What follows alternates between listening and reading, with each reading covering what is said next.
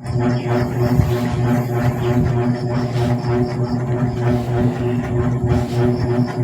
magandang gabi no mga kasaging natin dyan. Ngayong gabi pala ay shoutout ulit no kay Kuya Umad. Shoutout sa'yo Kuya Umad. Bali ngayong gabi ay papakita lang natin yung ating hapunan ngayon. Simpleng-simple pero masustansya.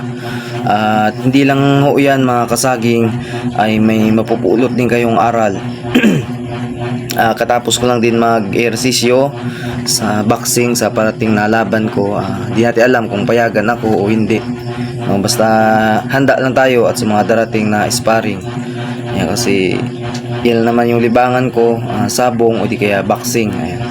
Tapos ito pagbablog, makapagbigay ng kaalaman sa inyo. Ngayon bueno, ito pala ang aking hapunan ngayon. Shoutout ulit kay Kuya Umad. Ayan. Yung kainin natin ngayon ay meron po siyang isang kutsarang kanin, lagi yan. Tapos isang kutsarang kanin. Meron siyang dalawang piniritong isda, ayan, para pampalasa. Meron siyang medyo hinog na papaya para mahalo lang po.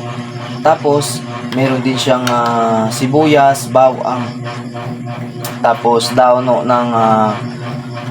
po ng dahon po ng malunggay. Tapos syempre mga kasaging, ito po yung black pepper. Ayan.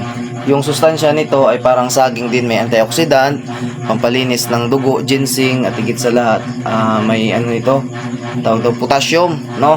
Ayan, ihalo lang natin siya mga kasaging. Ayan.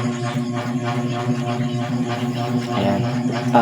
Bali ito may sabaw dito sa bahay, luto ni Ermat. Lagi ko tong ginagawa, sinasabawan ko po. Hindi, hinaluan ko pa ng paminta. Tapos yan para maganda yung kain natin. Kasi nga masustansya yung paminta. At tamang-tama ito sa mga may mga diabetes, may high blood. Itong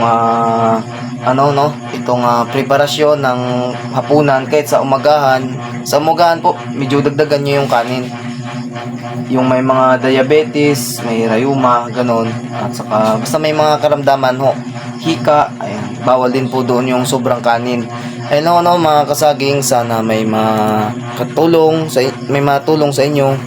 Salamat sa inyong suporta. Magandang gabi, ingat kayo lagi.